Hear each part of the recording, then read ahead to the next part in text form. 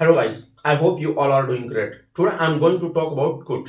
Yes guys, could that is related to the past, and in the last video I had discussed about can that was relevant to the present. When we talk about ability capability in the present, then we use can, and when we talk about ability capability in the past, then we use could. Yes guys, that is related to the past.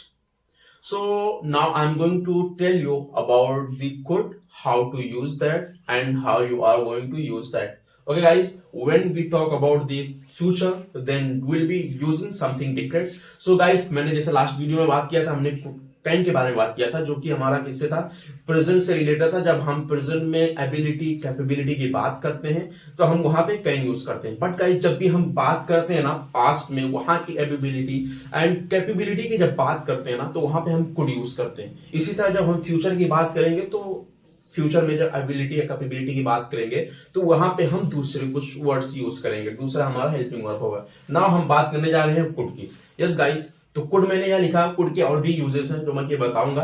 But आज जो हम could को use करने वाले हैं वो हमारा ability से रखता है एंड एफिकेसी आपकी कैपेबिलिटी से रिलेटेड है, जो कि मैं डिस्कस करूंगा। मैंने उसका स्ट्रक्चर लिखा हुआ गाइस, सब्जेक्ट, कुड, वर्ब की फर्स्ट फॉर्म एंड आपका ऑब्जेक्ट है। यस गाइस, आप इसको यूज इस तरह से कर सकते हो।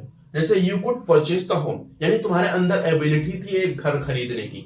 You could purchase the home, तुम एक घर खरीद सकते थे। Okay, I could slap you, मेरे अंदर एबिलिटी थी, मेरे अंदर कैपेबिलिटी थी, मेरे अंदर गट्स थी। आई कुड स्लेप यू, मैं तुमको थप्पड़ मार सकता था। ठीक है, तुम जो हो उस वक्त गलती कर रहे थे और मेरे अंदर हिम्मत थी कि मैं तुमको क्या है थप्पड़ मार सकता था। ठीक है, ठीक है, इस तरह से हम बना सकते हैं पॉजिटिव के।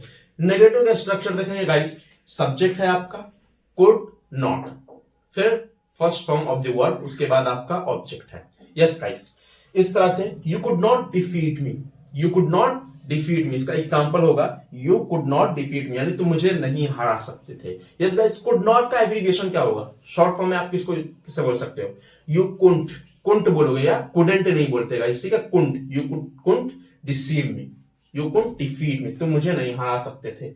इस तरह से आपको बोलना। अब हम इंट्रोगेटिव के स्ट्रक्चर, उनके एग्जांपल दें। So guys, as you can see here, मैंने यहाँ पे इंट्रोगेटिव का स्ट्रक्चर लिखा हुआ। जैसा कि हमें मालूम है, जब भी हम इंट्रोगेटिव बनाते हैं किसी भी सेंटेंस का, तो उसमें जो है हेल्पिंग वर्ब पहले आ जाता है, सब्जेक्ट उसके बाद में आ जाता है। इसी तरह यहाँ पे भी है, कुड है, फिर आपका सब्जेक्ट है, फिर first form of the verb है, फिर उसके बाद आपका ऑब्जेक्ट है। एग्जांपल लेंगे, could you wake up at 6 AM, ठीक है, क्या तुम्हारे अंदर हिम्मत, यानी तुम 6 बजे उठ सकते थे। इस तरह से इसका जो है सेंटेंस होगा, could you wake up at 6 AM, क्या तुम 6 बजे उठ सकते थे। बहुत से लोग बोलते हैं भाई नहीं नहीं, मुझे सुबह इतने जल्दी मैं नहीं उठ पाऊंगा, नहीं आ पाऊंगा। और ठीक है, बोलते भी हैं कि स्कूल कितने बजे है, अरे यार तो बच्चों को मजबूरन उठना पड़ता है। ठीक है, लेकिन जब कॉलेज की बात आती है तो जब 8-9 बजे से आपकी स्टडी होती है, 10 बजे से होती है, तो फॉर एग्जांपल कभी कुछ प्लान रखते हैं दोस्त वगैरह कि इतने बजे मिलते हैं, 8 बजे मिलते हैं, 7 बजे, नहीं पापा नहीं, इतनी जल्दी तो मैं नहीं उठ पाऊंगा। ठीक है, 6 बजे 5 बजे तो मैं नहीं उठ पाऊंगा। इस तरह से आप बोल सकते हो, could you wake up at 6 AM, क्या तुम 6 बजे सुबह उठ सकते थे।